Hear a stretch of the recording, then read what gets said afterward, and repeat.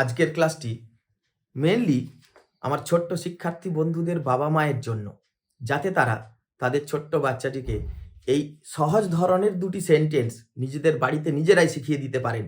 এতে তাদের ইংরাজি শেখার আগ্রহও যেমন বাড়বে, তারা একটু কনফিডেন্সও পাবে। দেখো, আমি কয়েকটা সহজ সেন্টেন্স নিয়েছি। এইগুলোর ইংরাজি অনেক ছোটরাই জানে। আমরা পড়ছি, উই আর রিডিং, কিন্তু এর সাথে যদি না যোগ করে দিই, মানে সেন্টেন্সটাকে যদি আমরা নেগেটিভ করে দিই, তখন হবে উই আর নট রিডিং। এখানে ছিল উই আর রিডিং, একটা না থাকার জন্য শুধু একটা নট যোগ হয়ে গেছে, না এর জন্য একটা নট এসেছে। Very simple. আমরা কি পড়ছি, যদি এই সেন্টেন্সটাকে প্রশ্নের আকারে বলি, মানে ইন্টারোগেটিভ সেন্টেন্সে কনভার্ট করি, তখন উই আর রিডিং তিনটে ওয়ার্ড এখানেও আছে, শুধু এই আরটা পিছিয়ে চলে এসেছে। দেখুন, আর উই রিডিং। কিন্তু এটা তো গেল খুব সহজ ব্যাপার। কিন্তু ইন দ্য সেকেন্ড কেস, এই দ্বিতীয় ক্ষেত্রে, ছেলেরা ফুটবল খেলে, আপনার বাড়ির বাচ্চারা অনেকেই জানে এর ইংরাজি, বয়েজ প্লে ফুটবল। কিন্তু ছেলেরা কি ফুটবল খেলে, একে যদি আমরা প্রশ্ন করি, এখানে এটা কি বসিয়ে দিয়েছি দেখুন, তখন একটা ডু এসে গেছে। Do boys play football. কেন ডু এলো? কেন ছেলেরা ফুটবল খেলে না? এই সেন্টেন্সটাকে যখন এর সাথে না যোগ করে নেগেটিভ করছি, তখনও দেখুন boys do not play football, একটা ডু এসে গেছে। তার প্রথম ক্ষেত্রে আসেনি, এখানে এসে গেছে। এটা কি করে হলো, কেন হলো? খুব সহজ। আজকে এটাই আমি আপনাদের বুঝিয়ে দেবো, যাতে আপনারা আপনাদের বাচ্চাদের খুব সহজে এটা শেখাতে পারেন। তাছাড়াও আমার প্রিয় ছাত্রছাত্রীরা যাদের বেসিক ইংলিশ গ্রামারে কিছু দুর্বলতা ঘাটতি থেকেই গেছে, তারাও আজকের ক্লাসটা খুব মন দিয়ে শুনবে। তোমরা আজকের ক্লাস থেকে অনেক কিছুই শিখতে পারবে। তাহলে এসো শুরু করি। আসলে কোথায় কখন ডু আসবে, কি আসবে না, শুধুমাত্র একটা নট বসিয়ে দিলে নেগেটিভ হবে, এটা সম্পূর্ণরূপে নির্ভর করছে অক্সিলিয়ারি ভার্বের উপরে। সেন্টেন্সটার মধ্যে অক্সিলিয়ারি ভার্ব আদৌ ছিল কি ছিল না, অক্সিলিয়ারি মিনস হেল্পিং ভার্ব, এর উপরে কিন্তু পুরোটাই নির্ভর করছে। তার মানে শুধু অক্সিলিয়ারি হেল্পিং ভার্বগুলো একটু চিনে নিতে পারলে, কোনো মুখস্থ করতে হবে না, কিছুই না, শুধু একটু চিনতে পারলেই কিন্তু এই সেন্টেন্সগুলো ইংরাজিতে বলা সম্ভব। প্রশ্ন করে বা নেগেটিভ না বাচক এই সেন্টেন্সগুলো আপনার বাচ্চারা সহজেই বলতে পারবে। দেখুন, আপনারা একটু ধৈর্য ধরে শুনুন। প্রয়োজনে, খুব প্রয়োজন মনে হলে একটু কাগজ কলম নিয়ে একটু লিখেও নিতে পারেন। এইভাবে শেখালে ছোটদের একটুও কঠিন লাগে না, তারা খুব এনজয় করে। তাহলে প্রথমেই বললাম পুরোটাই নির্ভর করে হেল্পিং ভার্বগুলোর উপরে। তার মানে আমাদের প্রথমে হেল্পিং ভার্বগুলোকে জাস্ট একটু চিনে নিতে হবে। তাহলে আসুন আমরা একটু হেল্পিং ভার্বগুলো এক ঝলক চিনে নিই।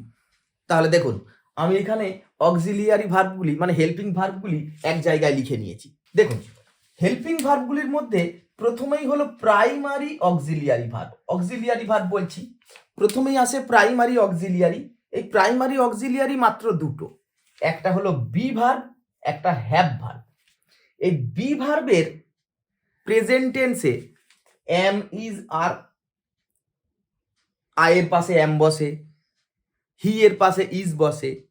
প্লুরাল সাবজেক্ট হলে, প্রোনাউনটা প্লুরাল বা নাউনটা প্লুরাল হলে তখন আর বসে। এগুলো খুব কমন ব্যাপার। পাস্ট টেন্স হলে ওয়াজ ওয়ার, আর ফিউচার টেন্স হলে শ্যাল বি উইল বি। তাহলে এরা হলো অক্সিলিয়ারি ভার্ব, মানে হেল্পিং ভার্ব। এগুলো চিনতে পারলেই শুধু হবে। আবার দেখুন, হ্যাভ ভার্বের প্রেজেন্ট টেন্স হ্যাভ, হ্যাজ, আর পাস্ট টেন্স হলো হ্যাড। তাহলে এরা হলো প্রাইমারি অক্সিলিয়ারি ভার্ব। আরেকটা আছে modal auxiliary verb, shall, should, will, would, can, could, may, might, must. আরো দুটো একটা আছে নিড, ডেয়ার। অতটা কাজে আমাদের লাগে না, ছোটদের তো খুব একটা লাগবে না। তাই এই যে অক্সিলিয়ারি ভার্বগুলোর কথা বললাম, প্রেজেন্ট টেন্সে, পাস্ট টেন্সে, এই অক্সিলিয়ারি ভার্বগুলো থাকলে সেন্টেন্সটার মধ্যে তাকে নেগেটিভ করা বা ইন্টারোগেটিভ করাটা খুব সহজ।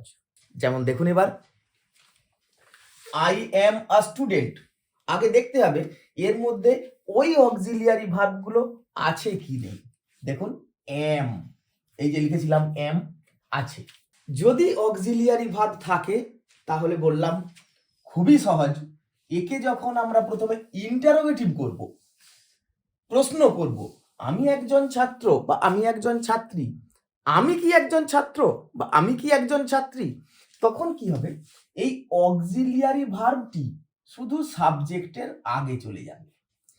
1 নম্বর পজিশনে ছিল সাবজেক্ট, 2 নম্বরে ছিল অক্সিলিয়ারি ভার্ব, শুধু 1 2টা 2 1 হয়ে যাবে, এ আগে ও পরে, আর কিচ্ছু নয়। দেখুন, এম আই স্টুডেন্ট, ব্যাস হয়ে গেল ইন্টারোগেটিভ। একে যদি নেগেটিভ করি, মানে আমি একজন ছাত্র বা আমি একজন ছাত্র বা ছাত্রী নয়, না যোগ করলে তার মানে একটা নট যোগ হবে। প্রথমেই বললাম এই হেল্পিং ভার্বগুলো থাকলে বিষয়টা খুব সহজ। তখন কি করব না, এই অক্সিলিয়ারি ভার্বটার পরে নট বসিয়ে দেব। I am not a student, I am not a student. দেখুন তাহলে কত সহজ, শুধু আই এম আ স্টুডেন্ট ছিল, যেহেতু অক্সিলিয়ারি ভার্ব ছিল, এরপরে নট বসিয়ে দিলেই সেই সেন্টেন্সটি নেগেটিভ হয়ে গেল। পরেরটাতে দেখুন আবার, Rimi was reading English, Rimi ইংরাজি পড়ছিল। এই ধরনের ছোট্ট ছোট্ট সেন্টেন্সগুলো আপনার বাড়ির বাচ্চারা আশা করি অনেকেই জানে। রিমি ইংরাজি পড়ছিল, একে যদি ইন্টারোগেটিভ করি তাহলে কি হবে, প্রথমেই দেখব যে অক্সিলিয়ারি ভার্ব আছে কি না, সাবজেক্টের পরেই থাকবে। 2-3টে ভার্ব থাকলে প্রথমটাই অক্সিলিয়ারি হবে। এই অক্সিলিয়ারি হেল্পিং ভার্ব দেখুন, ওয়াজ এই যে ছিল, তার মানে এটি অক্সিলিয়ারি ভার্ব, হেল্পিং ভার্ব। ও থাকলে চিন্তার কিছু নেই, ওকে শুধু একটা স্টেপ আগিয়ে দিন, ওয়াজ রিমি রিডিং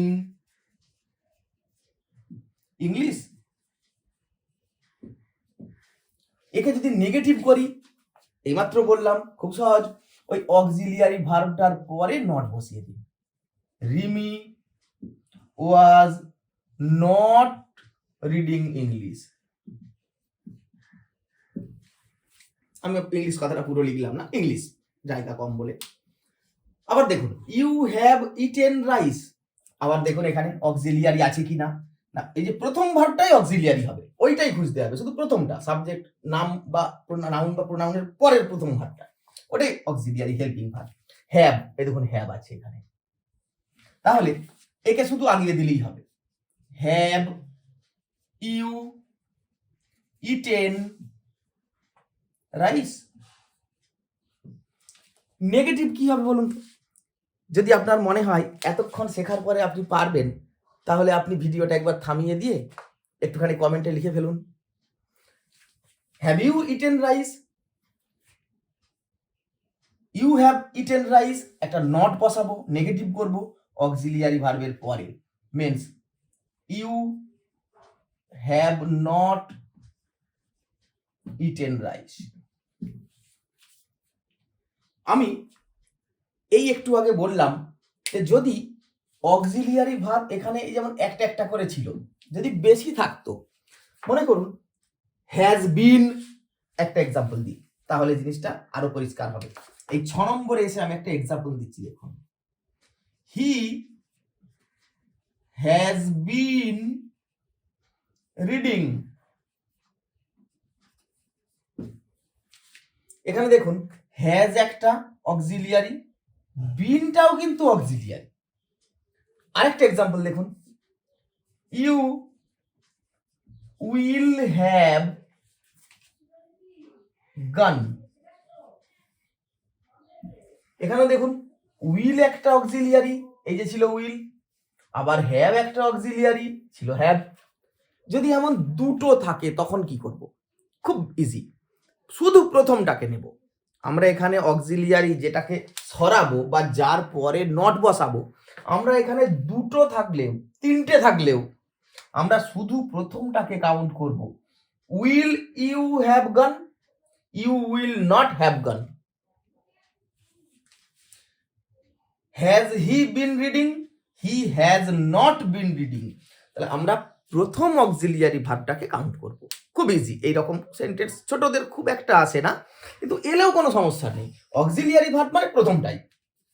এইবার দেখুন পরেরগুলোকে একটু আলোচনা করি। পরেরটা 4 দাগে যেটা লেখা আছে, দেখুন তো আপনি পারেন কিনা। নিশ্চয়ই পারবেন। রবি ক্যান ড্র, দেখুন ক্যান আছে কিনা লিস্টে, আছে ক্যান, তাহলে হবে ক্যান, এ শুধু এখানে চলে আসবে, ক্যান রবি ড্র, আর এরপরে not, Rabi can not draw.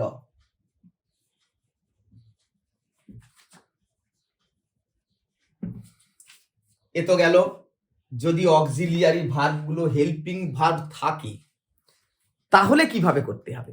তাহলে হেল্পিং ভার্ব থাকলে বড্ড সহজ। যদি এইখানে দেখুন উই প্লেড ক্রিকেট, একটা শুধু মেন ভার্ব দেওয়া আছে, এখানে কোনো এই যে অক্সিলিয়ারি ভার্বগুলো লিখেছিলাম এরা কেউ এখানে নেই, কিন্তু হেল্পিং ভার্ব ছাড়া ইন্টারোগেটিভও করা যাবে না, নেগেটিভও করা যাবে না, অথচ আমার এখানে হেল্পিং ভার্ব নেই।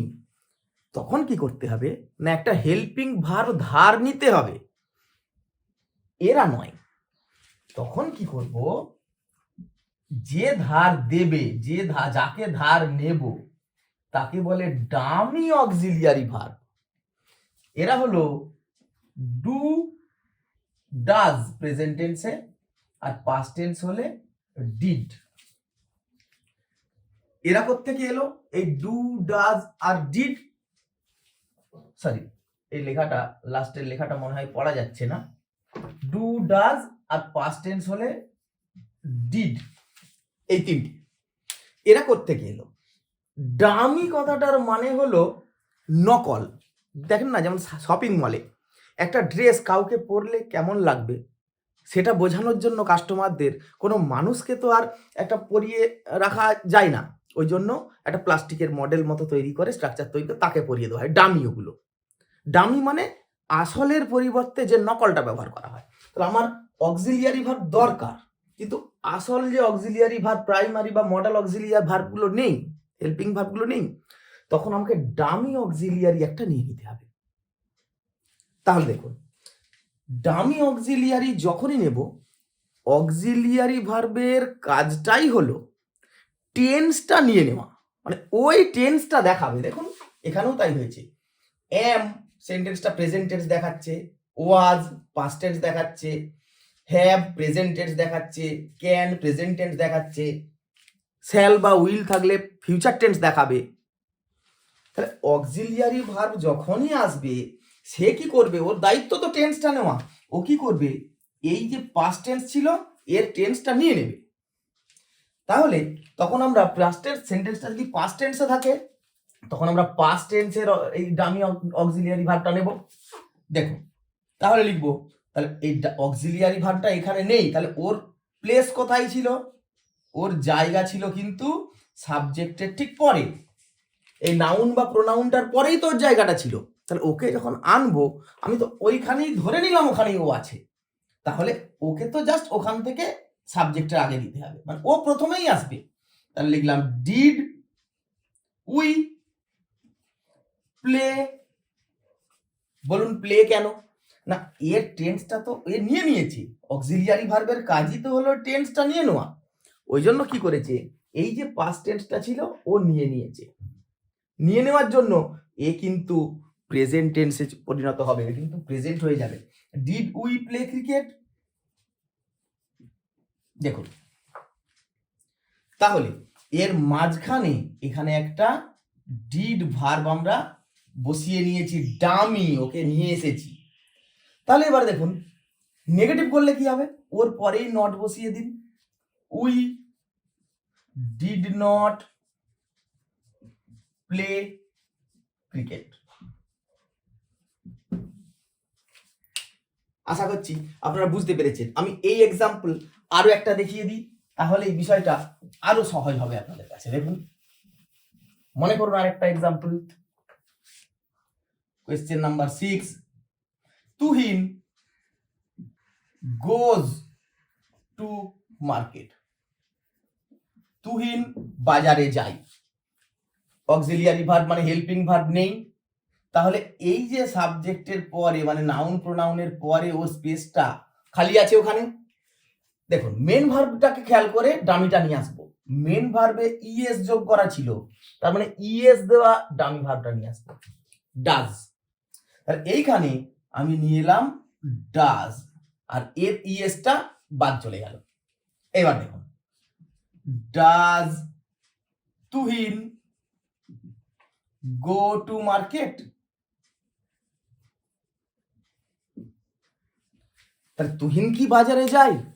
এর ইংরেজি হবে does Tuhin go to market. নিশ্চয়ই কেন হলো বুঝতে পেরেছেন আপনারা। নেগেটিভ করলেও তাই লিখবো, Tuhin does not go to market. One last example, আরেকটা দেখুন, question number 7। They work in a factory. তারা একটা কারখানায় কাজ করে।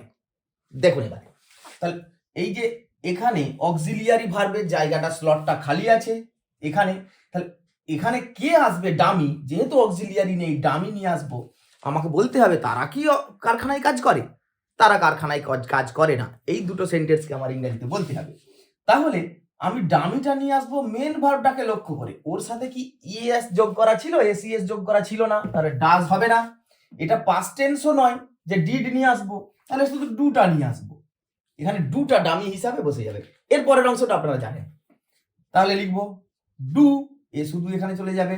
Do they work in a factory?